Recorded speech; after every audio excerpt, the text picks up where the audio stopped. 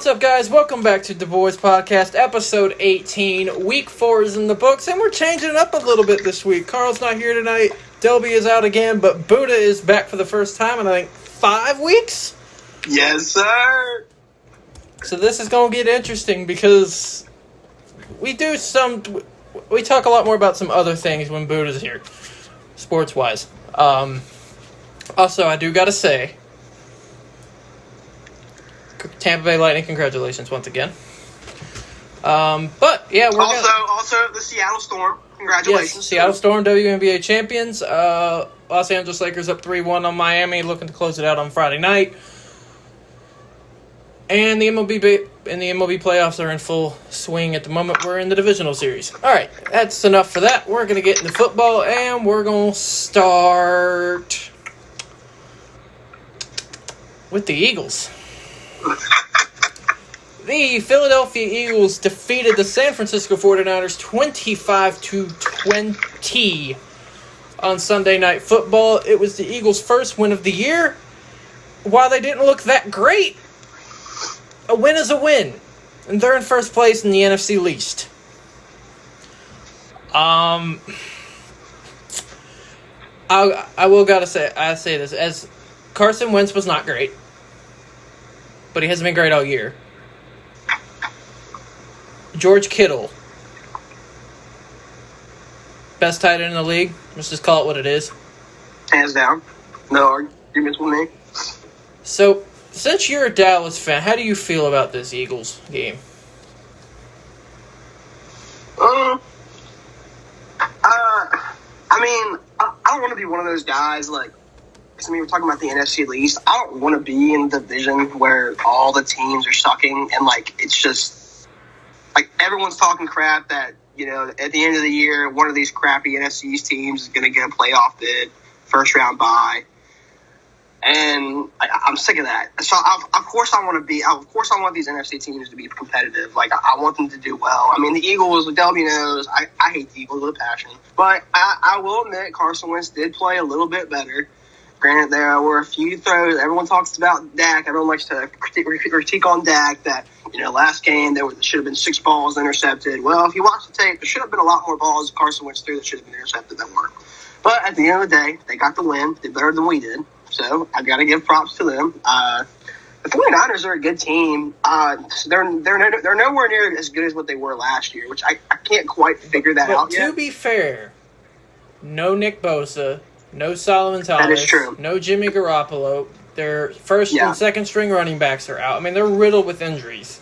So they're banged up. So, it's just like with Dallas. Everyone's wondering, of course, it's the mediocre Dallas Cowboys. They're not doing well. No, the offense is tearing it up. It's just a matter of our defense is piss poor, and there's a ton of injuries. Here's the thing, and I'll touch on this just for a second because we'll get into Dallas here in a minute.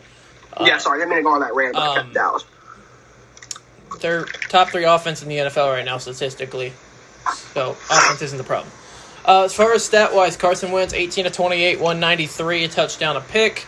Also added 37 yards and a rushing touchdown on 7 carries. So better than he has been. But he's getting paid way too much money to be average.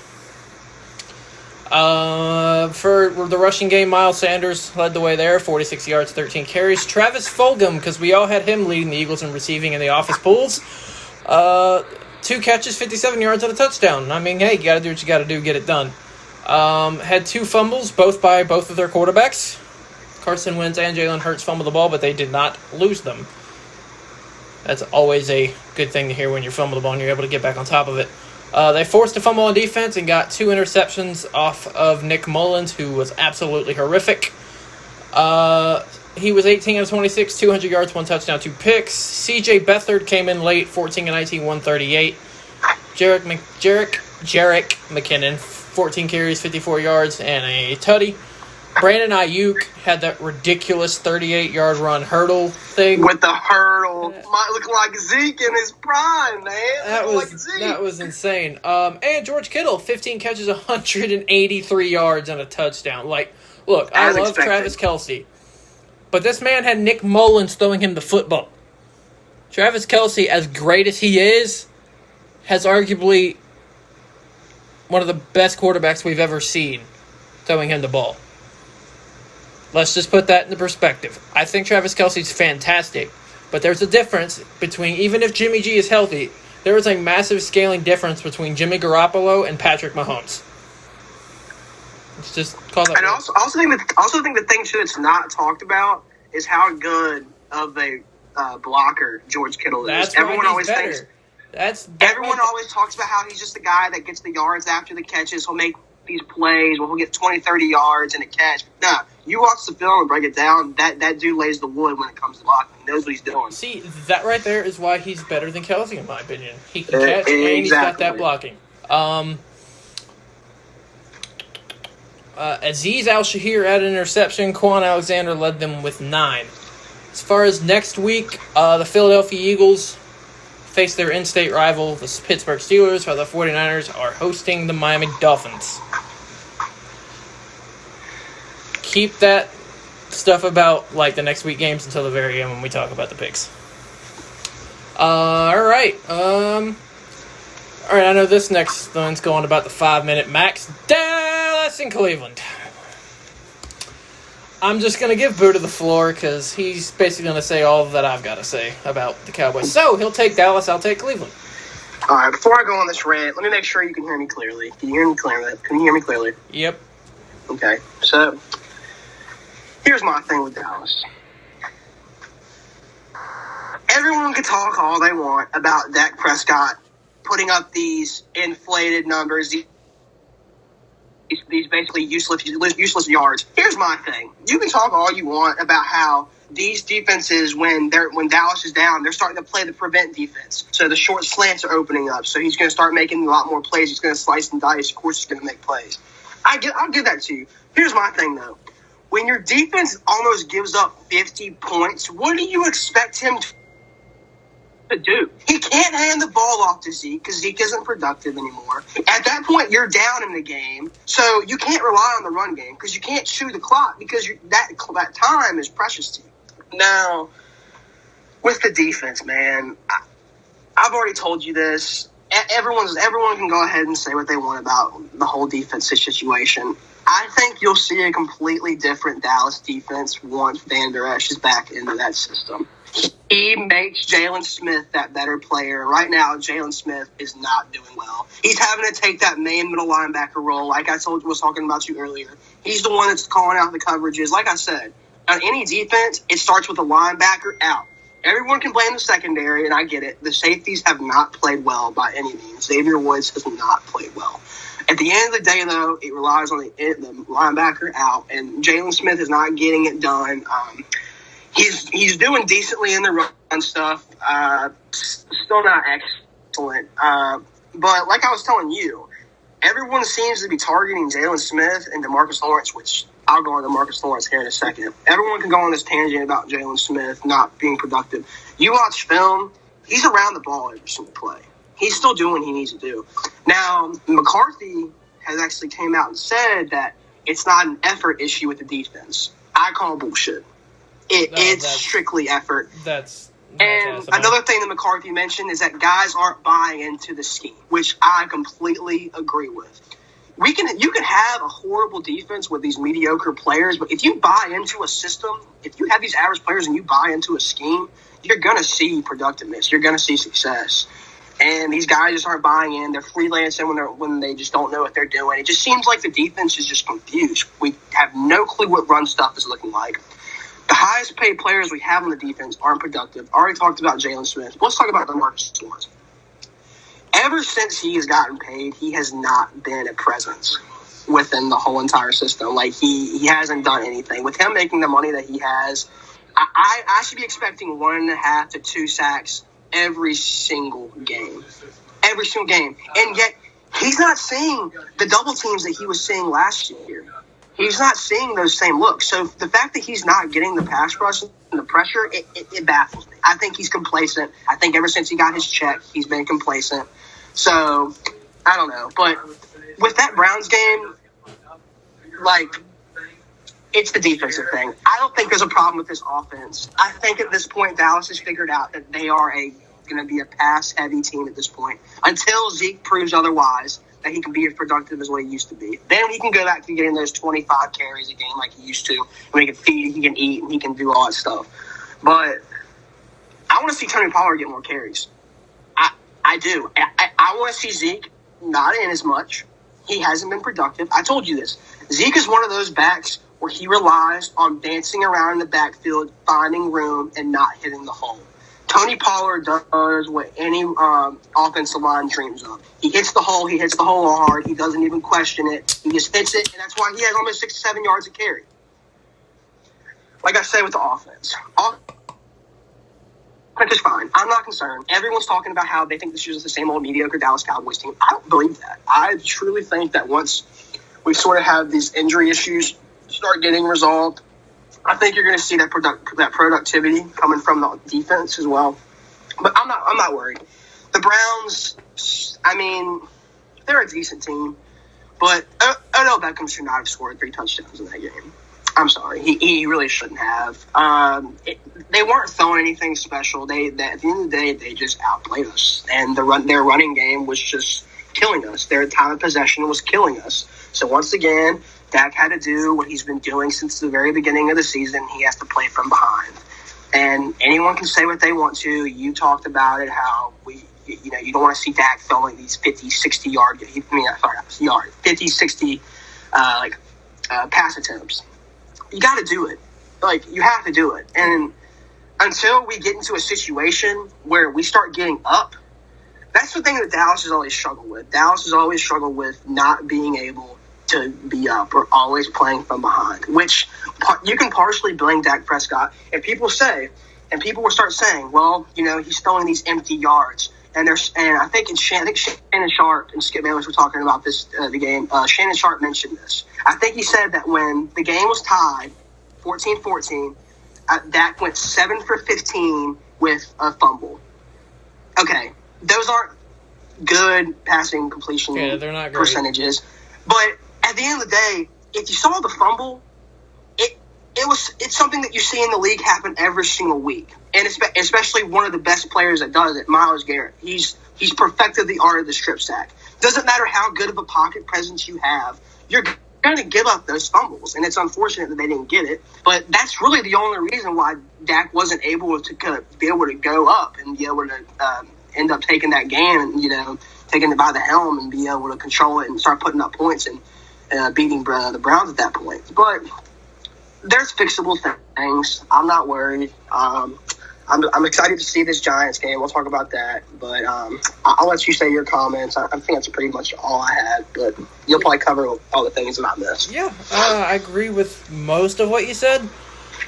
You mentioned the Browns not putting up a lot. Let's go across Baker, 19 of 31, 65, 2 scores. I mean, nothing incredibly special. It's nothing special. Props to Jarvis Landry because he threw a 37-yard touchdown pass to OBJ, which was probably the best receiver throwing touchdown I've ever seen. And they've ran that play countless times.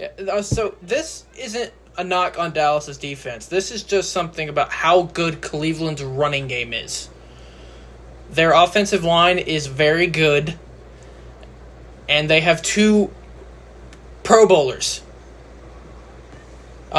Nick Chubb was hurt during this game, which he sucked to see. Each hate to see. 42 yards before he got hurt. MCL sprain, I think. Yep. They were led by D'Ernest Johnson, 95 yards, 13 carries. OBJ added 73 yards rushing and a touchdown. If Jalen Smith makes that tackle, y'all have a chance to win this football game. Alden Smith. Sorry, was Alden Smith. You're good. I can't remember which one it was. But still, that tackle's got to be made. There's no reason OBJ should have scored on that. No. Kareem Hunt, 11 carries, 71 yards, 2 scores.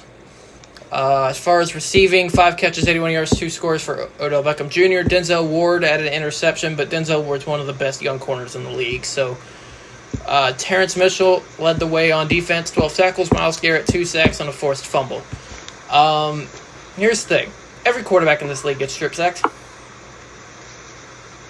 If you need any proof, Patrick Mahomes got strip sacked on Monday night. And he's what everyone considers to be the best in the league. So, As far as the Cowboys' actual stats are concerned, Dak Prescott, 41 of 58, 502, 4 touchdowns, 1 pick, 1,600 yards plus through 4 weeks. Absolutely insane. While I don't like seeing him throw the ball 58 times, I also agree the fact that you have to do it when you're behind. I understand. But most of Dallas's inabilities to run the football right now is considering they are starting Pee Wee leaguers on the offensive line. Because they're so... We got dudes that have played tackle in their whole career, switching to guard and center. Like, what are these people expecting? This isn't the Great Wall of Dallas. We don't have Travis Frederick anymore. Tyron Smith, he might as well retire. He's as useless as a bag of bricks. Like, what do you want? What do you want Dak to do? He's putting up these numbers with literally a Pee Wee offensive line, and yet everyone's saying it's Dak's fault. Yeah, it's far get your from head out of the Dak's gutter. fault. They had 85 yards rushing as a team. Lone rushing touchdown came from Tony Pollard. The strength of this Cowboys team is their receivers. Amari Cooper, 12 catches, 134 yards, 1 touchdown. And this guy's playing at 50%, and he's putting up that. And he's third in the league in receiving yards right now. And he's playing hurt. With a bum foot. Hello, CD Lamb, 5 catches, 79 yards, 2 scores. Dalton Schultz, 4 catches, 72 yards, and a score. And Zeke out of the backfield, 71 yards receiving, 8 catches. So Zeke can still get involved if the run game ain't working. 2 fumbles, one by Dak, one by Zeke. Those ended up hurting all later on. Donovan Wilson led on defense with 10 tackles on the sack. I agree with you on most of anything. I think that I cannot understand for the fact of me how Mike Nolan still has a job. Doesn't make sense to me. He should have been fired 2 weeks ago, but that's... It's because Jerry Jones is the one that's running the team. It's just that simple. Until he goes around that team. Has an ego trip, man. That's what I said earlier. The Cowboys are hosting the hopeless New York Giants, and Cleveland returns home to host the Indianapolis Colts. All right. Pick a game. Or just pick a team that we haven't talked about, and I'll find the game. Go ahead and go with the Pats Chiefs. Go with the Chiefs? Alrighty. Do it. Alrighty, the Kansas City Chiefs defeated the Cam Newton-less New England Patriots 26-10. Cam plays in this game. Patriots win this game. Let's just get that off the bat right now. The Patriots' backup quarterbacks are absolutely terrible. And the Chiefs are a very, very, very, very good football team. And you're not going to beat them when you have 2 quarterbacks throw 3 interceptions combined and lose a fumble. You're not going to turn the ball over 4 times against Patrick Mahomes and expect to win.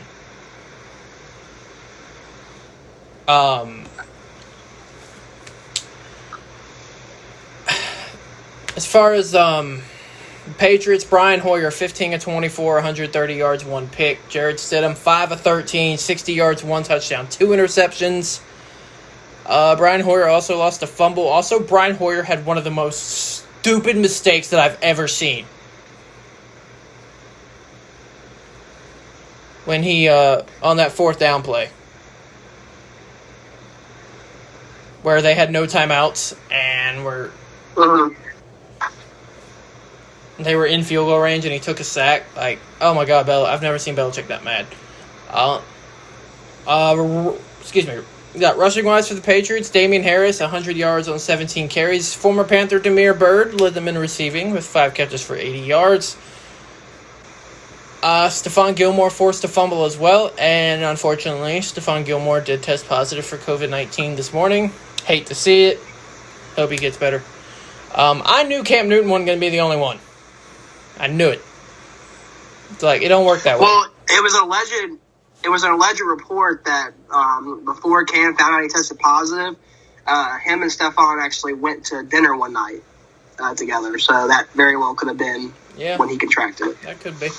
As far as for the Kansas City Chiefs, Patty Mahomes, 19 of 29, 236, 2 scores. On the low side of games for him.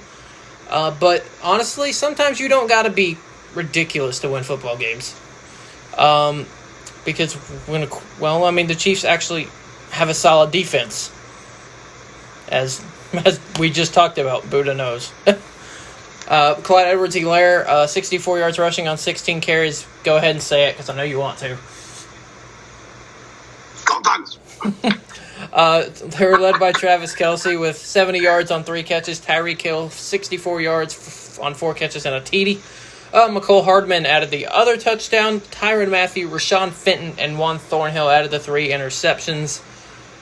So, let me get this straight. Mahomes throws 2 scores. Edwards-Helaire, 64 yards rushing. Travis Kelce, 70 yards receiving. Tyreek Hill, 64 yards and a touchdown. And McCole Hardman adds a score. Like, this offense is ridiculous.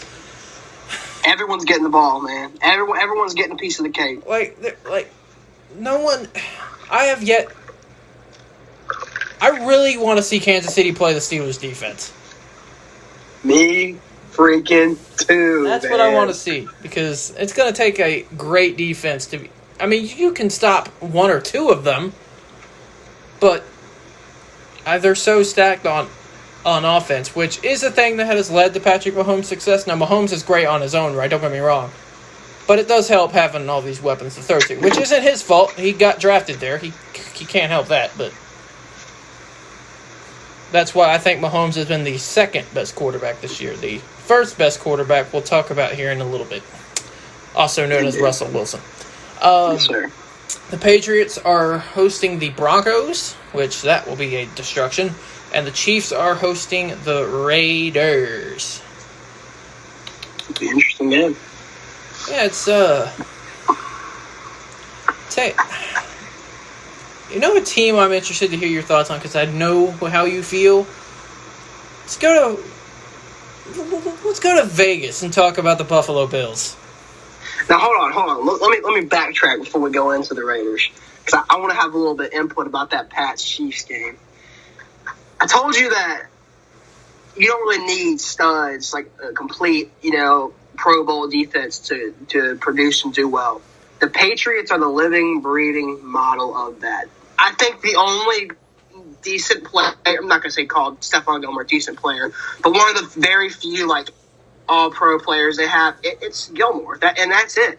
It's what happens when these guys buy into the system. And it's cool to see, because Belichick is really one of the few solid defensive-minded coaches in this league anymore. You see these head coaches that are defensive-minded coaches. You got Matt Patricia. Lions are garbage. You're seeing these good teams that are the head coaches are offensive minded. Bill Belichick's still sticking to his scheme of emphasizing defense.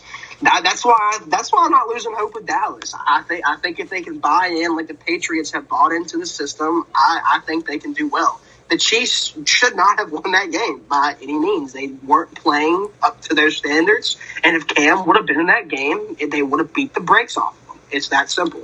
We can go on to the Raiders now.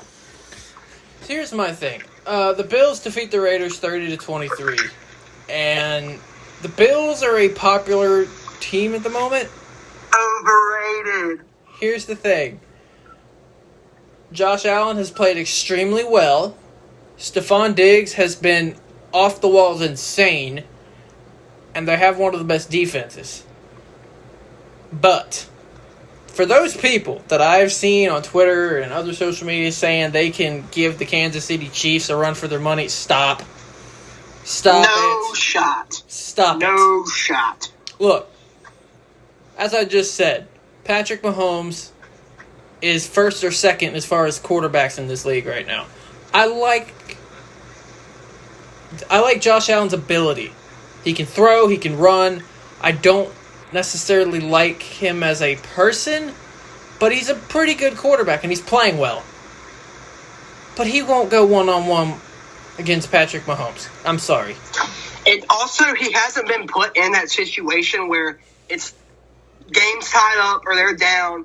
Bills have the ball. Let Josh Allen drive down the field. He hasn't done that yet. He hasn't been put in that situation. Until he's been put in that situation and he proves to me that he has ice in his veins, then I will continue to call him overrated. Anyway, speaking of Josh Allen, 24, 34, 288, 2 scores. Didn't do a lot for his run on his legs this week, which is kind of weird for him. See, because he's usually pretty reliable on them. The rushing attack was led by Devin Singletary, 55 yards, and a score on 18 carries. Stephon Diggs, 6 catches, 115. Before I go into something, look at the trade between Buffalo and Minnesota and how it's worked out for both teams. The Bills got this elite wide receiver 1, and the Vikings got a couple first and drafted Justin Jefferson, who I said from the start the Eagles should have taken. Out. Justin Jefferson the last 2 weeks has been phenomenal. Hey, and once again, go Dogs. So I think it's worked out for both of them. It depends on what Minnesota does with that other first-round pick in April. It's going to be later because, the Bills are 4-0 and undefeated, and I don't see them losing anytime soon. They were, 6 catches, 115 yards for Stephon Diggs. Former Dallas Cowboy Cole Beasley caught a touchdown. And the other touchdown was Gabriel Davis. I literally forgot Cole Beasley played in Buffalo, not going to lie. He's a stud, though. He really is a stud. Also, excellent rapper, might I add. Yeah. Forced fumbles were forced by Quentin Jefferson and Josh Norman. Miss that, man. Tremaine Edmonds led the way with 12 tackles. Hashtag Go Hokies beat UNC. Had to do it. Let's go. As far as the Las Vegas Raiders, what I want to talk about real quick is how no one is talking about the fact that Derek Carr has been one of the best quarterbacks in the league this year stat-wise. Absolute stud. 32 of 44, 311, 2 scores. Let's also talk about Darren Waller. Yeah, being one of the most slept-on receivers. Yeah, or tight ends, but he technically is a receiver. Tight end. He's basically a receiver. Let's see, you got Josh Jacobs, 15 carries, 48 yards. Speaking of Darren Waller, he led the way, 9 catches for 88 yards. Former Philadelphia Eagle Nelson Aguilar caught another touchdown. And Jason Witten caught a touchdown pass. Seeing him on the field every single time I see him, it's still the weirdest thing. Yeah, I feel ever. you. It's so weird. I'm happy for him. I'm not one of those Cowboys haters that's been crapping on him. I think if he can still continue to play, Dallas didn't think he could continue to play, and they didn't think he was going to be on the fields consistently. I'm happy for him.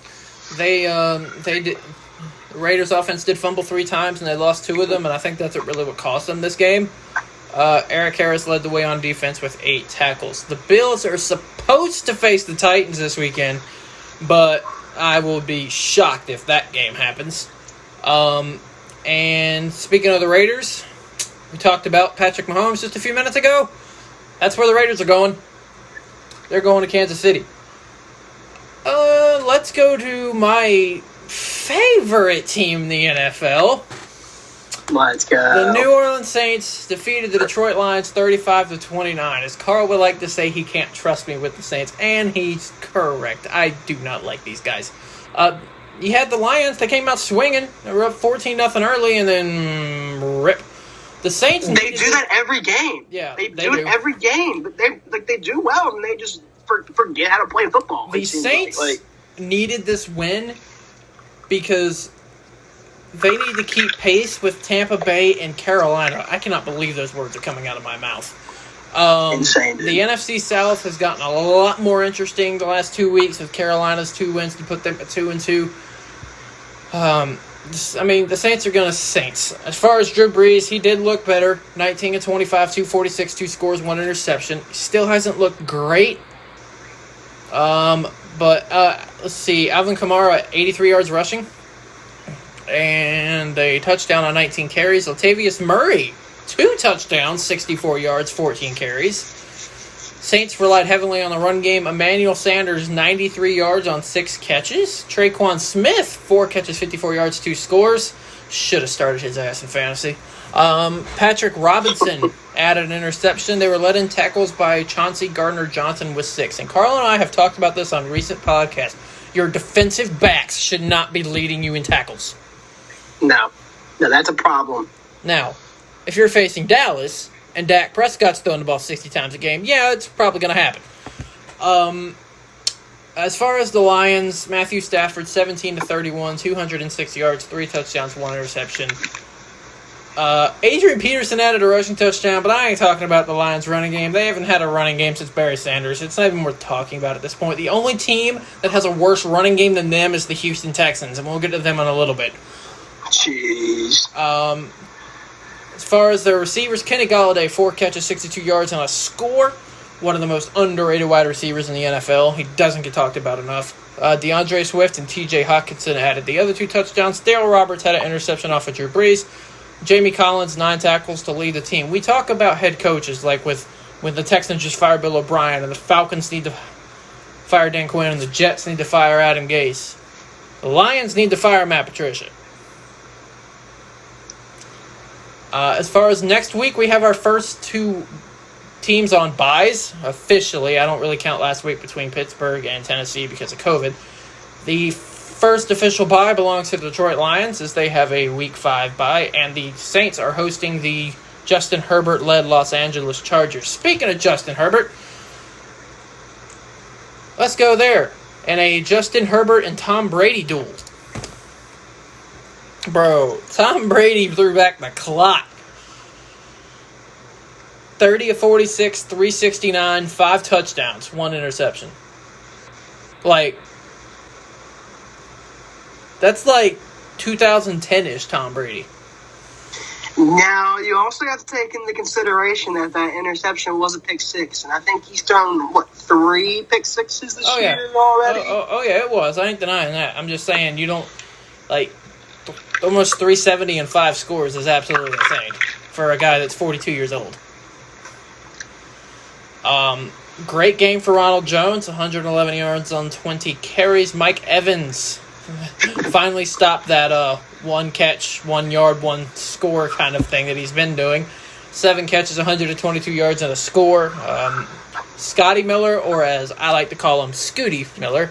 O.J. Howard, who is out for the season. Keyshawn Vaughn and Cameron Brate added Brady's remaining touchdown passes. Levante David, who's the best defender on that team, had 11 tackles. Okay, let's talk about Justin Herbert for a second. Because all I heard coming out of Oregon was decision-making, and he's not going to be ready, and he's not ready for a pro-style offense, blah, blah, blah, blah, blah. Which, half of that's true. Don't get me wrong. I want to know how the Chargers, how Anthony Lynn can literally look at the last 3 weeks of this performance and say Tyrod is his starter when Justin Herbert is playing like that. I really want to know what he sees. Don't get me wrong, I'm a Tech fan. I love Tyrod to death. But when you draft a quarterback 6th overall, and he comes in the last 3 weeks and puts up the numbers that he's put up, I don't see how you cannot start him for the rest of the year. I do not understand.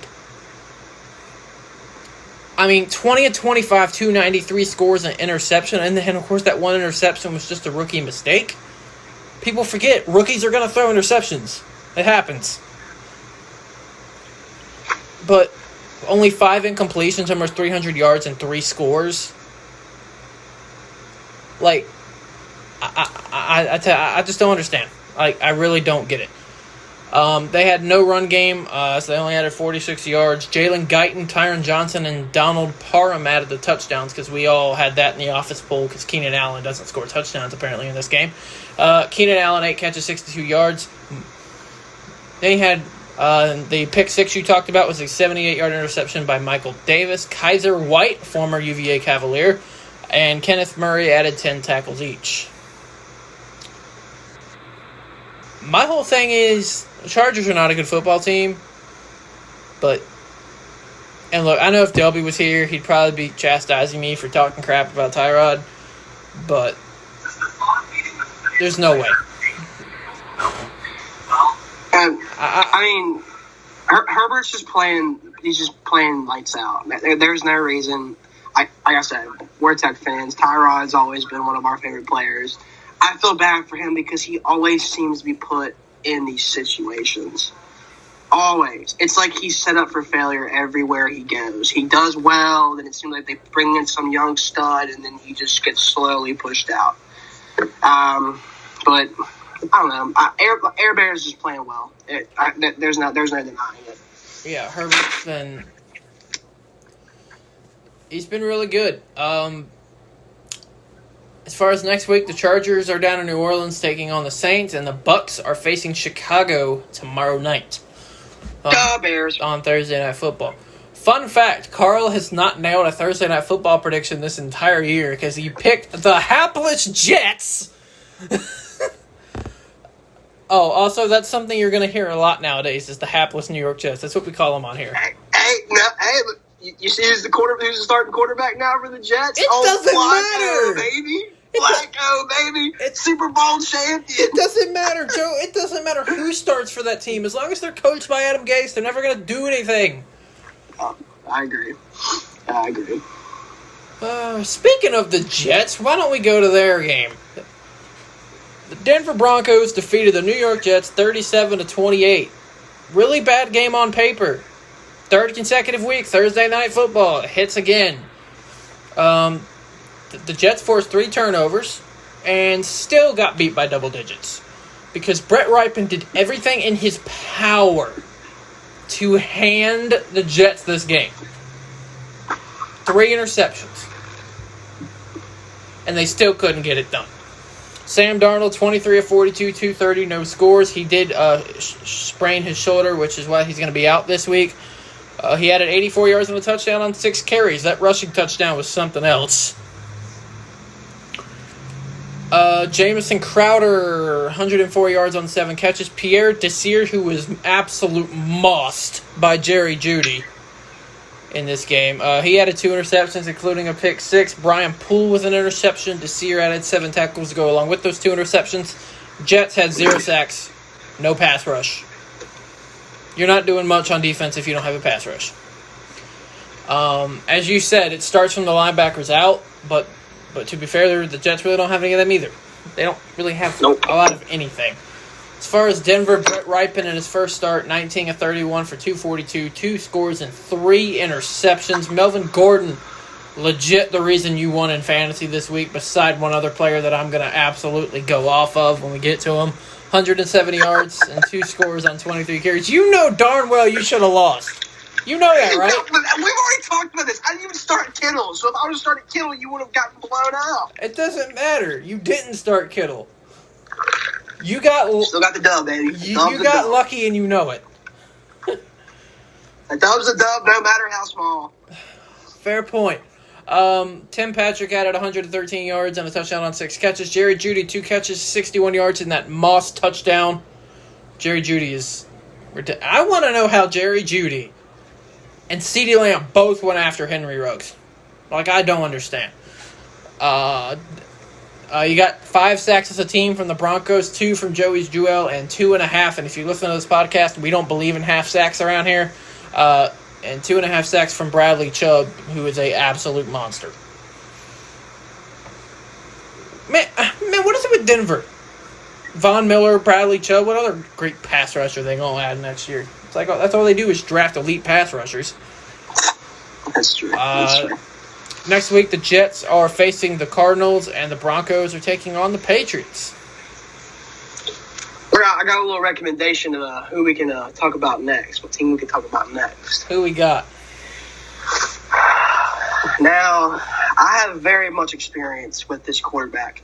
In my opinion, I think he needs to be deserving in the winning race for the MVP. No one is talking about how he is playing and putting up these stats against with nobodies. That is Mr. Cowboys killer himself. Discount double check. Aaron Rodgers. Dude, he is playing with a bunch of peewee players that I've never heard of, and he is looking like he's just came out of the league, like he wasn't 2010. See, here's the thing. Here's the thing about Aaron Rodgers is the fact that his front office pissed him off so much that he's doing this. What he said the other day on the Pat McAfee show is the greatest thing I've ever heard.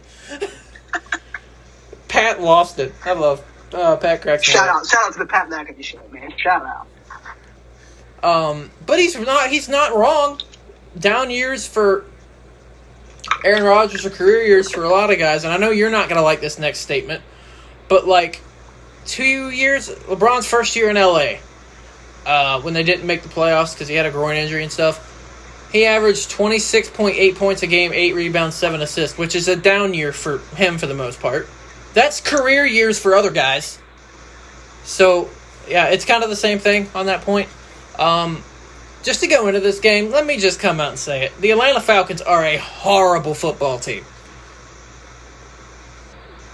They're poorly coached, but as you said, the Dallas Cowboy killer himself, Aaron Rodgers, 27 to 33, 327 and 4 touchdowns. Like, are you kidding me? Do you have his receivers on you? Do you have the list of the receivers on there? Yes. I think I only know Lazard. I think that's the only one that I know. No, and you can't say Lazard because he didn't play.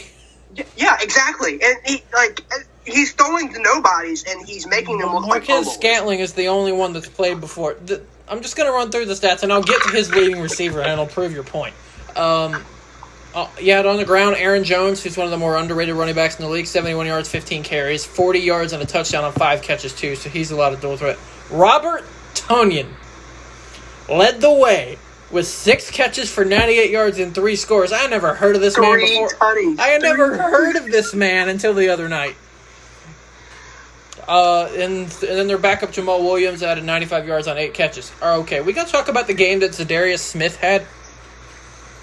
8 tackles, 3 sacks, 4 tackles for loss. Matt Ryan couldn't breathe. Dog. The Falcons, the only way the Falcons are going to win games is because, don't get me wrong, Dallas' defense is bad, but Atlanta's isn't that far behind them. To be fair, the Falcons have the same issue y'all do. They don't have a secondary. Yeah, they also don't have a quarterback. They need to get rid of Matt Ryan. He's washed up and he's garbage. Let's see, Matt Ryan, if the Falcons' offense don't play well, they ain't gonna have a chance. Matt Ryan, 28 of 39, 285. No touchdowns, no picks. Nothing special. Todd Gurley, 67 yards, 2 scores, 16 carries. He still hasn't rushed for over 80 yards. He might get that opportunity this weekend, but we'll go into that in a minute. Julio Jones became the all-time leader in receptions for the Falcons, passing Roddy White. He had 32 yards on 4 catches before going out due to a hamstring injury that's been nagging him all season. He is questionable this weekend. Calvin Ridley, absolute invisible, no catches. This man needed 1 catch to give me a win in fantasy, and this dude didn't do anything. And part of that's on Matt Ryan for not delivering him the ball right, because he had a couple chances. But, whatever. Calvin Ridley's been great this season beside this Green Bay game. Props.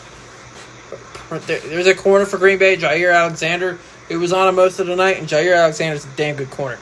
So, yeah, he was locking him down the whole game. That was part of the reason why. All right, I'm going to try to say this name. They were led in receiving by Olamide Zaccheaus. 8 catches, 86 yards. Never even heard of the dude. They were led in tackles by Deion Jones with 8. Falcons are 0-4. Dan Quinn still has a job. The Falcons are back at home hosting the Panthers, where Panthers haven't won there in 5 years. Hopefully that changes. And the Packers are on a bye week.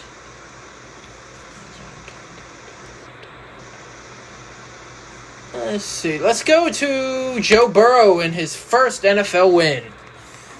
Go ahead. Tigers, man. Go Tigers. The Bengals defeated the Jaguars 33-25. Joe Burrow notches his first NFL win. Bro, Joe Burrow and Justin Herbert are fantastic, and Miami fans need to slow their horses with the Tua talk. Slow it down. Yes, for real. They think he's like the next Marino or something. I mean, he hasn't played yet, but he doesn't need to be playing right now. So just chill. No. Just chill. Miami, calm down. Also, finally, hello Joe Mixon for finally showing up. Yes, sir. Joe Burrow, 25 of 36, 300 yards, 1 touchdown, 1 interception. Joe Mixon, 151 yards and 2 scores on 25 carries. You're not going to lose games when your quarterback throws for 300 and your running back rushes for over 150. You're not going to. That's what I want to see with Dallas. That's what I want with Dallas. I'm telling you right now, if Dak Prescott throws for 300 yards and is only throwing the ball 30-plus times, and Zeke carries it for 20 times and rushes for 150 yards, y'all aren't losing games. I don't care how bad your defense is. They were led by Tyler Boyd receiving, who's also very underrated. 7 catches for 90 yards. And look at T. Higgins finally coming into his own. 4 catches, 77 yards for the former Clemson Tiger. Also, Joe Mixon, 30 yards receiving and a touchdown on 6 catches if his running performance wasn't good enough for you. You had Jordan Evans with an interception, and Jesse Bates led them in tackles with 10. I will say this about the Jacksonville Jaguars. That is a scrappy-ass team they have down there. They don't give up. They're not necessarily good, but they do not give up. You had Gardner Minshew, 27 of 40, 351, 2 scores, 1 pick. James Robinson led the way on the ground, 17 carries, 75 yards. DJ Chark, 95 yards, 2 scores on 8 catches. Laviska Shenault, 5 catches, 86 yards.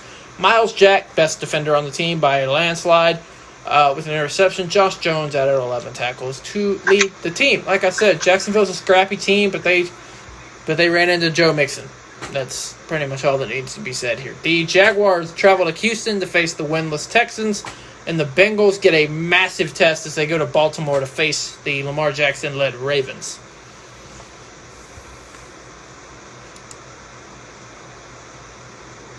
Texans. Minnesota Vikings get their first win of the year, defeating the Houston Texans 31-23, a game that would get Bill O'Brien fired as head coach and GM, and all Texans fans everywhere were throwing parties. Now, hey, I think the amazing thing about that firing was that you don't see it happen too often in the NFL where the players actually have a voice in who's going to be the coaches. Apparently, J.J. Watt had this big interaction with Bill O'Brien. It was a very heated exchange. After that, the players started rallying around Watt and pretty much got him fired, which I think you're going to start seeing that as a trend within the NFL. I think more things like that need to happen. I think these coaches are 4 games. I mean, it's 4 games. That's huge. Any team that's 0-4, that head coach should be fired. It's that simple. Yeah, I agree. I just think the Texans, if they would have done this sooner, they'd still have DeAndre Hopkins. But, is what it is. For Minnesota, Kirk Cousins, he was efficient, wasn't great, but sometimes you don't got to be. 16-22, 261 touchdown. That's efficient. That's going to win you football games. Dalvin Cook, 27 carries, 130 yards, and 2 scores for the former Florida State Seminole. Dalvin Cook doesn't get talked about enough. He's the top 5 running back in the league. I don't care what anybody says. There's just so many injuries to the elite running backs right now. I mean, the 2 best running backs in the league are both on IR at the moment. Zeke is invisible. No offense. No. Please continue to say that. I will admit though, hey, he did come out and say, I don't know if it was in a press conference here recently, he did come out and say he took full accountability. He says that everyone looks at him as the leader on this team, and him fumbling the way he has is not acceptable, and he says he can't do that anymore. One player that needs to take notes from Zeke and needs to start taking accountability is DeMarcus Lawrence. So I agree. Maybe you can take some notes. They had another running touchdown from their backup, Alexander Mattison. Adam Thielen, 8 catches, 114 yards, and a score. Another great week for Justin Jefferson. Eagles should have taken Justin Jefferson. 4 catches for 103 yards. Eric Kendricks, who is absolutely ridiculous, one of the best linebackers in the game, 12 tackles. Wow. Their new addition from Jacksonville, his name is Yannick. I'm not going to even try to pronounce his last name. Added 5 tackles and a sack. Minnesota still got an uphill battle. They have the same issue that the Falcons and the Cowboys have. Their defense is absolute terrible. Which is not good considering who Minnesota's got to play next week. For Houston, Deshaun Watson, I feel bad for this man. 20 of 33, 300 yards, and 2 scores. And here it says LOL out of run game. It's not even worth mentioning. It's so bad. They had 16 carries for 63 yards for David Johnson. Nobody else had more than 5 yards rushing. They were led the way on offense by Will Fuller, 108 yards and a tutty on 6 catches. Kenny Stills had the other touchdown. Led on defense by Zach Cunningham, no surprise, with 10 tackles. As far as next week, the Houston Texans will host the Jacksonville Jaguars, and the Vikings get the lovely pleasure with that defense of trying to defend Russell Wilson. Speaking of Russell Wilson, the Seattle Seahawks advance to 4-0 on the young season as they defeat the Miami Dolphins 31-23. While the Dolphins do continue to struggle, there's a lot of Tua talk coming from the fan base. They need to chill the F out because I promise you, you don't want to put him in and then him get hurt. You drafted him 5th overall. He's going to be the face of your franchise. It'll happen naturally. Just chill. Now, the Seahawks don't have a very good defense either. I will say, their 2 best defensive players are Jamal Adams and Bobby Wagner. Jamal Adams is dealing with a groin injury. He's still out with a groin injury. Yeah, so, which I believe he suffered in the Dallas game. He did. Which is why he wasn't as crazy productive in the Dallas game as he was in the first 2. But for Seattle will go as far as Russell Wilson carries them. And with the way he's playing right now, 24, 34, 360, 2 touchdowns, 1 interception. Chris Carson, 80 yards and 2 scores on 16 carries. DK Metcalf didn't celebrate too early this time. 4 catches, 160 yards. He learned a thing or two in that Dallas game, didn't he? Where has David Moore come from? 3 catches, 95 yards on a touchdown. There's something about Russell Wilson just pulling these guys out of nowhere. And then Travis Homer, one of their backup running backs, added the other Wilson's touchdown. Shaquille Griffin and Ryan Neal got picks off of Fitzpatrick. Give you one guess who led the way on defense and tackles. I don't know, Biggie. Who? Bobby Wagner. Your favorite linebacker. 12 tackles. Hey, I mean, he's easily the best middle linebacker now. Obviously not when Keith Lee was in there, though, right? I don't know. As far as for the Dolphins, Ryan Fitzpatrick, 29 of 45, 315, 0 touchdowns, 2 picks. Here's my example. You throw the ball 45 times, you throw for 300 yards, but you don't throw any touchdowns. He also added 47 yards rushing and a tutty. Devontae Parker, 10 catches, 110 yards. Devontae Parker doesn't get enough credit either. Xavier Howard added 1 interception. You want to know whose name I haven't heard on the interception stat sheet this year for the Miami Dolphins? Byron Jones. No shocker, Biggie. No freaking shocker. That's all he can do. He can just cover. He's just a cover corner, which is why we got rid of him. But you know what? I would love to have a cover corner in Dallas right now. I really would. Emmanuel Ogbah led the way on defense with 5 tackles, 1 sack, and 2 TFLs. As we talked about, Seattle will host Minnesota, and the Dolphins will travel to face the 49ers. Let's go to the other 2 NFC least teams. The Washington football team lost to the Baltimore Ravens 31-17. Washington is in the news a lot today as they have just outright scratched Dwayne Haskins. He's not even going to be active this Sunday. The starter will be Kyle Allen. God help you, Washington. Alex Smith is the backup, Alex Smith will be the backup, yeah.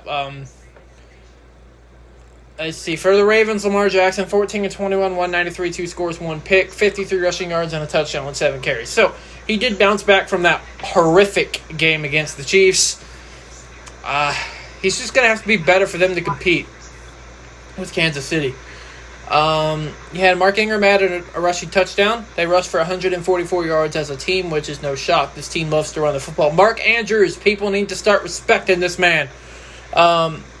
He caught both of Lamar's touchdowns for 57 yards. They were led in receiving by Hollywood Brown, 4 catches for 86 yards. Marlon Humphrey, who signed a massive contract extension last week, forced a fumble, which was recovered by their other star corner, Marcus Peters. Patrick Queen, go ahead. Go Dogs. Was everywhere with 12 tackles and 3 tackles for loss. For the Washington football team, here's what I don't understand. Dwayne Haskins was 32 of 45 for 314. It's not like it was terrible. And he had a rushing touchdown. Washington, 69 rushing yards as a team. Antonio Gibson had 46 yards of that and a touchdown on 13 carries. He also added 82 yards receiving on 4 catches. Now, I got a question for you, Biggie. You know Rivera well. Why do you think he made that decision? I know people have obviously said Rivera wasn't the one that drafted him, so he had no problem with giving him the boot. Why do you think he's doing this?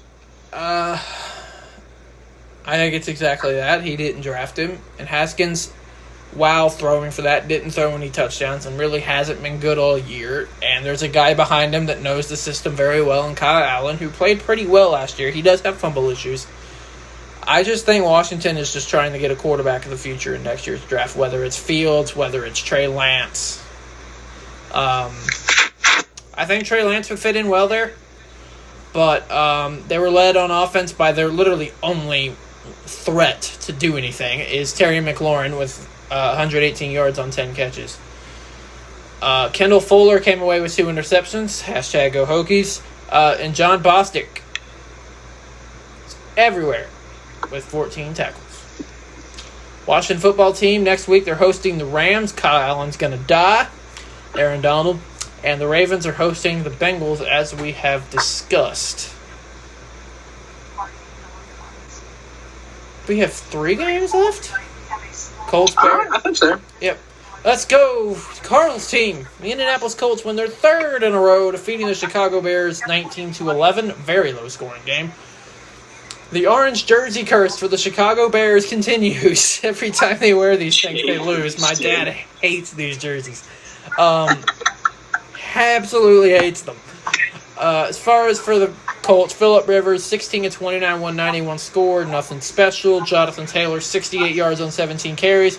Their leading receiver was Zach Pascal, 58 yards on 3 catches. Mo Alley-Cox caught a touchdown pass again. Julian Blackmon added an interception off of Foles. Justin Houston, 4 tackles, 1 sack, and 2 tackles for loss.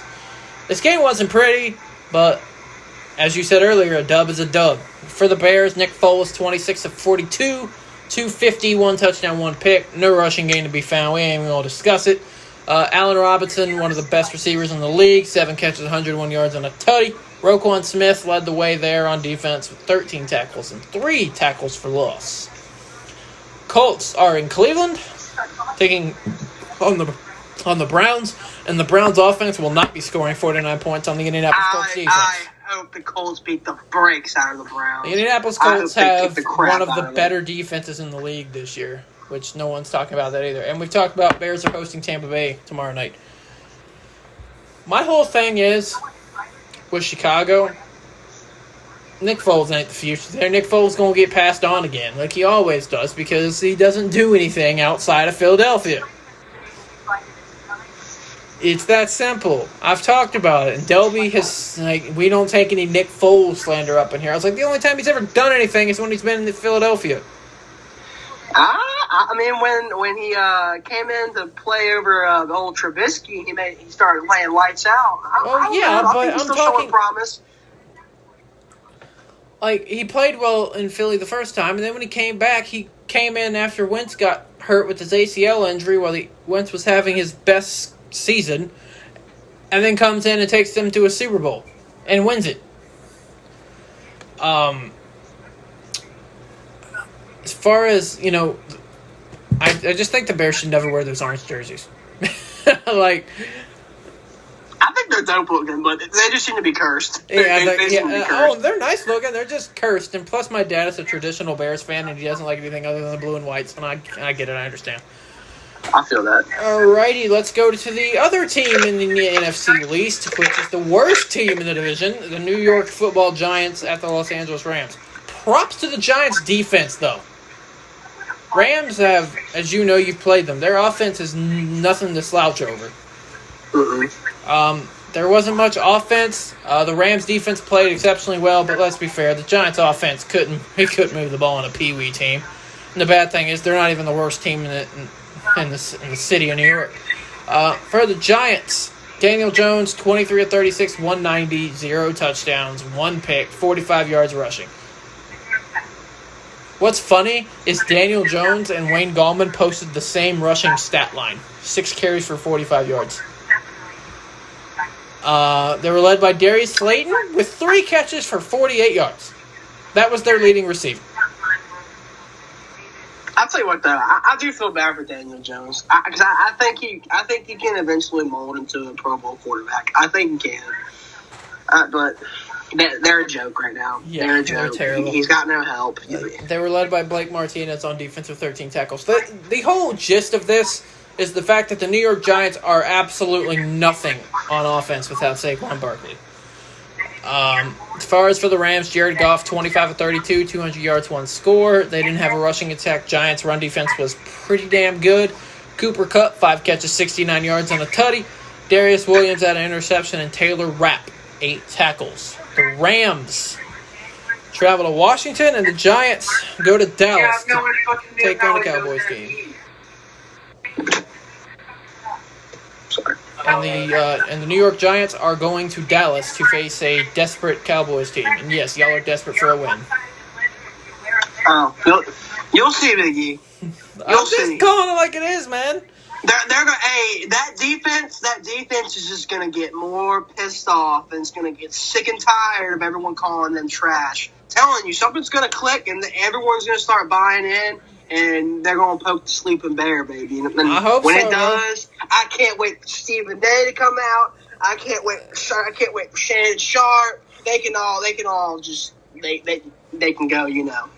Okay, you can't tell me though that Stephen A. doesn't crack you up. No, he's obnoxious. Like, we get it. You don't like the Cowboys. You don't have to post a video every single night. I don't even think it's not even the Cowboys. It's the obnoxious Cowboys fans that you were not a part of. Thank God. Yeah, I will. Yeah, see, but dude, we get it. Like, you don't like the Cowboys organization. Like, okay, I don't know how many more times I can see his annoying self show up with a stupid Cowboys hat on, just them Cowboys. I can't stand it, dude. I hate it. It literally makes my blood boil. You know what? But until we win, he can continue doing it. Hey, you know what the funny thing is he's like a massive fan of Dak Prescott. Yeah, but alrighty, the final game we're going to talk about. Let me make sure we didn't miss one. I think we covered them all. Nope, one more. That's my team. Let's go. Arizona and Carolina. The Panthers defeat the Cardinals 31-21. That game was not that close. That was a ass whooping by Carolina in pretty much every facet. Cardinals, they were outplayed. They were outcoached. Teddy Bridgewater was pulling a Russell Wilson in this game. And this young Panthers defense held DeAndre Hopkins to 41 yards receiving. I've been massively impressed over the last 2 weeks. Because I think we all had the Panthers in second place in the NFC South, right? Through 4 weeks? Yeah. As far as for the Panther stats, Teddy Bridgewater, 26 of 37, 276, 2 scores, 1 interception. Also had a 18-yard rushing touchdown. Mike Davis is having another good game in relief of Christian McCaffrey. 16 carries, 84 yards, 1 touchdown, 5 catches, 27 yards.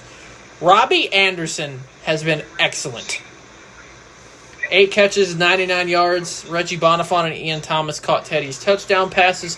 Yatir Gross-Matos forced a fumble, which was recovered by Trey Boston. And they were led in tackles once again by Jeremy Chin with 8. My whole thing is this defense is young, and it's getting better and better by the week, as I said a couple weeks ago. Young defenses only get better with experience and as the season goes on. They've gotten better, and they really have a chance. They have a chance to go over 500 against the Atlanta Falcons in a place they haven't won in 5 years. Here's the thing. The Panthers win this game. One, they're burying the Falcons season under dirt and in a gravestone.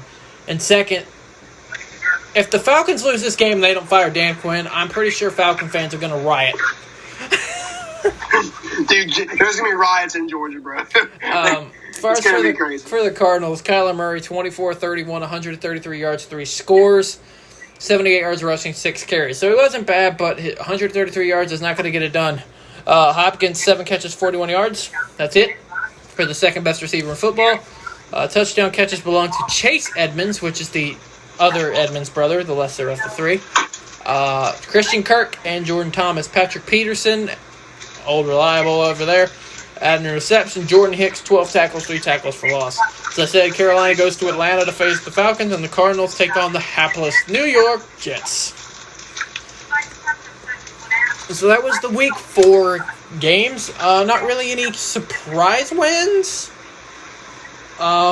Maybe except for Cleveland, because I didn't really have Cleveland beating Dallas. That was probably the only... Maybe the Panthers, too, was a little bit of surprise. I didn't have us winning that game either, but... Alright. So, Week 5 picks. And yes, you do have to give a score. I've got the Tampa Bay Buccaneers taking down the Chicago Bears 21-16. Ooh. Got the Bucks taking them down 35-21. I think it's going to be another game where Brady's going to air the ball out. He's going to have a lot of tutties. All right. I've got the Rams dismantling the football team. That cracks me up. I'm even saying that. 30-6. Yeah, I was thinking 21-7, 28-7. If this game happens, the Bills go to 5-0, beating the Tennessee Titans 28-24. Don't think it's going to happen, but I'm going to give a score prediction for it anyway. I might have the same boat, but I actually had it flipped. I think the Titans are actually going to win that, and the score you just gave there, I'm going to have it flipped. All right. I still don't think the game gets played, but... Yeah, I don't think it's happening either. Sorry, Delby. I think the Steelers go to 4-0 and win 24-10. I think I'm going to go with 35-10, being the Steelers beating the absolute brakes off of the Philadelphia Eagles. I wouldn't expect anything less. But once again, I'm not going to say anything bad because, my team's in the same boat. So. And look, I also said this, and Delby said this in a text between all of us earlier about being in first place. Yes, congratulations. You're 1-2-1 and in first place. It probably won't last the weekend. Chill. You still suck too. I've got the Cardinals annihilating the hapless Jets 40-7. Yeah, 35-7, 35-10, probably around there. I've got the Chiefs giving Vegas their third consecutive loss, 35-21. Yeah, I have the Chiefs winning 28-21. I really want to pick the Raiders for this just because Derek Carr has played lights out. And Yeah, I think just don't. him playing... No, I think him playing the Chiefs, I think he's going to just get to that next level. But I'm not going to give him the win. So 28-21, I think the Chiefs are going to hold it out. The Texans get their first win of the season, beating the Jaguars 24-21 on a last-second field goal. I actually had the same score. I had that same score in mind. I like that. I think the two Texans will pull it off. The Jaguars, you never really know with them. They could come out with the win, but I think the Texans are going to pull it out. The Baltimore Ravens beat the Browns 28-25. Ooh, 28-25. I'm thinking it's going to be 35-14. I think it's going to be a pretty decisive game. I think the old Browns are going to, get a little bit of a reality check, and people in Cleveland are going to stop thinking that Baker Mayfield's the second coming of, Hall of Fame quarterback, which is not going to happen. No, he's not. But I, of course, will say the head coach of the Browns, Kevin Stefanski, is the perfect coach for that team. Oh, completely. Perfect coach. Carolina gets its first win in Atlanta since 2014, winning 30-22 and sending Dan Quinn out the door. Yeah, I think it's going to be 35-14. I think you're going to put up a decent amount of points. I think Teddy's going to air the ball out. He's going to be playing well. I've got the 49ers taking out the Dolphins 13-10 in a low-scoring slugfest. Sorry, go back. I couldn't hear what you said there. Got the 49ers 13-10 over Miami. 13-10. I like that. I think 21-14 will probably be the score. I think 49ers will take it. I've got Dallas back on track getting their second win, defeating the New York Giants 35-24, and Dak not having to throw the ball 60 times because I think Dallas is a much better team on paper, talent-wise, and I don't think they trail for a second in this game. I got them winning 35-14. Daniel Jones always manages to find some way to play decently against us, so I think he'll throw a couple of tutties. The Colts win their... Wait a minute. Why do I have the Browns on here twice? Ravens aren't playing the Browns. Hold on a second. Oh, man, we done goofed. Ravens are hosting the Bengals. Excuse me. Joe Burrow's Bengals. We talked about that. Okay. Take out that Ravens pick for a second. The Ravens will beat the Bengals 28-25. I think Joe Burrow is going to give the Ravens a run for their money here, but I still think the Ravens will win. I think it's going to be a 28-35 win, one touchdown game, and I think that the Bengals will lose it. Okay, now back to your scheduled programming. The Colts get their fourth win in a row, beating the Browns 25-10. Yes, sorry. The Colts are going to be the ones to beat the living breaks out of the Browns and drop them back to reality. I'm thinking 35-14, 35-10, around that area. Yeah, sorry guys, it happens. It gets confusing on the notes sometimes. The Patriots take out the Broncos 21-6. Yeah, I see them putting up maybe one more touchdown, maybe 28-10. The Seahawks go to 5-0 and beat the Vikings 45-21 because the Vikings defense is absolutely abysmal. Yeah, unless primetime Kirk Cousins comes out to play, I don't think this being a close game. Primetime Kirk Cousins. That's funny. I'm thinking 35-10. Well, I mean, that's what old Pat McAfee refers him to. Primetime Kirk. Yeah, there isn't much of that. And you know what? I've got the Chargers upsetting the Saints 31-24. You think Air Bear is going to have himself a night? Herbert, by the way. And yes. Air Bear. Yeah. It's his nickname, Air Bear. I don't know why you call him Air Bear, but I love it. Yeah, I think the Chargers are going to beat the Saints. Drew Brees has not seemed like himself. He's played okay. Here's my thing about this. If Justin Herbert goes into New Orleans and beats the Saints, Anthony Lynn, just accept your fate. Yeah, you might as well just go ahead and clock him in as the all-starting QB. He should be already, but you know.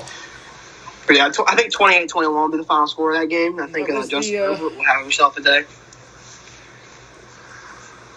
Going on to some other NFL news that dropped today. The NFL is considering a hefty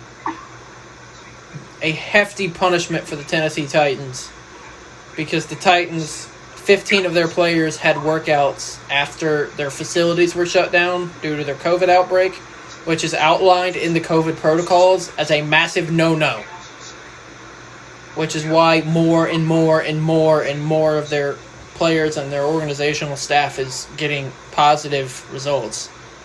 I mean, look, you got to follow the protocols whether they be stupid or not.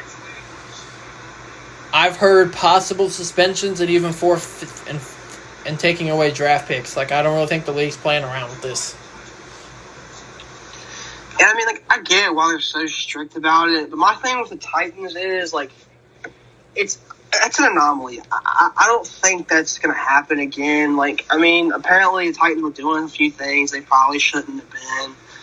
But my thing is, like, all these rules about workouts and, like, what you can and can't do in these facilities. Here's my thing. You can't get into these facilities until you get tested. All these guys are around each other. The whole mask thing with the coaches, I don't get it. I really don't. The coaches are around the players. The players are getting tested. The coaches are getting tested. There's no reason for the coaches to be having masks. And for them to get fined $100,000, are you kidding me? Like, I can understand it. People are dying. This is not good. COVID is not a good thing, and it's going to be around for a while, so you have to make these protocols. You got to be strict. But this whole thing of them possibly taking away draft picks and stuff like that, that's so insane to me. Like, unless these guys, bringing in a bunch of females, and, doing a bunch of crazy stuff, going out to clubs, then yes, you probably should be doing that stuff. But, like, these guys were working out when they shouldn't have. That's what this is being talked about, them going to the facilities and working out when they weren't supposed to. Like, come on now. I get it. They're going to blame anything they possibly can on this, spike in cases. I think we're going to start seeing this around the league a lot more, and it's going to be random. Like, it's just the way this virus works. It's random. One player, I can't remember what team they're talking on the Pat McAfee show. It was one of those things where the nanny went to go get food and happened to touch a railing or something, and they came back and gave it to the kid, and the kid passed it on to the player. Like, stuff like that's gonna happen. Like, it's just the way it's gonna be. But, like, I don't know. I think, like I said, NFL has to be strict, but I think they're doing a little bit too much. The Cowboys have designated Leighton Vander Esch, Anthony Brown, Cam Irving, and Ventel Bryant to return from the 3-week injury reserve. The 4 will begin practicing, and Dallas has 21 days to activate them to the roster. Leighton Vander Esch is coming off a broken collarbone, while Irving are coming off knee injuries. As important as Leighton Vander Esch returning is, as you said with the defense, Cowboys got to get some offensive linemen back in here. Something, man. And My thing with Van Der Esch, and people are talking about Sean Lee. Sean Lee should be back within the next 2 weeks. People tend to forget about Sean Lee because he tends to be injury prone. But when he is in the game and he is healthy, he is a contributor. He is an X factor on that defense. So I'm looking forward to him coming back. I hope they baby Van Der Esch with this injury. He's had neck problems before. I know this is a collarbone injury. Collarbones happen, but I don't want to see him in another situation where it's a one play, he's out again, and it's another 6 weeks. He is a X factor on that defense, and we need him. Offensive line, like you said, they need to get healthy. Whatever they need to do. I hate seeing this pee-wee offensive line that we have right now in the field, but if we wait it out and continue to get these guys healthy, I'm fine with waiting because it's still early in the season. It is. So many people are overreacting over these teams, saying for so many of these teams their season's over. Like, come on now. Like, be realistic. These guys were going into week 5, right? Realistically, if we're going to, like, time management type deal, this is, like, technically the season, the first official game would have been that last week 4, because they had the typical three preseason games, stuff like that. And they didn't have the regular OTAs and training camp like before. There's going to be some rustiness everywhere around. Like the people are just over exaggerating with these teams. I think once we get into about week 8, we're going to start to figure out who is really going to be competitors and who we think is Super Bowl contenders. But for now, people just need to chill. These guys are trying to get back into the groove of things. People are wondering, these guys, all these injuries are happening because these players weren't getting into shape. They were sitting on their butts during the whole quarantine thing. No, these guys did. Their practices were cut in half. The kinks and stuff that they usually get knocked out, before the season, those are happening right now. And these players that we're expecting to play well and play lights out, they're not doing so hot. It's because of the whole COVID thing. I mean, it's just that simple. Yeah, I agree. I think no preseason has been a lot of this. I'm going to go down some stats real quick about where we are stat-wise for where we are through 3 weeks. The top 5 passers in the league are as follows. Number 5, Aaron Rodgers. 4, Matt Ryan. 3, Russell Wilson. 2, Josh Allen. And number 1 by a 300-yard mark, Dak Prescott. The number 1 leading rusher in the league is Dalvin Cook. Receiving yards is a tie between Stephon Diggs and DK Metcalf. Amari Cooper is 2 yards behind them two. He's got 401. Hopkins 397. Terry McLaurin 397. He's the vice president. And my thing with Dak is like everyone's talking about these inflated stats and stuff like that. He came out and said if he could, he would take away all those yards if to have a better record. That just shows what kind of character he is, and like. I have a ton of props for him. Everyone's talking a lot of crap about him and saying that he's mediocre, he's throwing these fake stats up. I don't care what they say. To me right now, and everyone wants to, the MVP, Dak. If Dallas starts winning games, Dak will be in the MVP race. No question. He's and if we continue to play well, you know who else has a very good chance of winning an award this year? CeeDee Lamb was Rookie of the Year. Yep, that's possible, even though with the way Joe Burrow and Justin Herbert are playing right now, that's a kind of a reach at the moment. What was I going to say? Something about Dallas. Oh, no. I think the MVP race right now is between Aaron Rodgers and Russell Wilson. I think Russell Wilson's ahead of him, but I do think Rodgers is there. Technically, you could put Josh Allen in the top 5 if you want. And don't you put him in that contention. Don't you put him there. Don't give him that. But it's Rodgers and Wilson right now.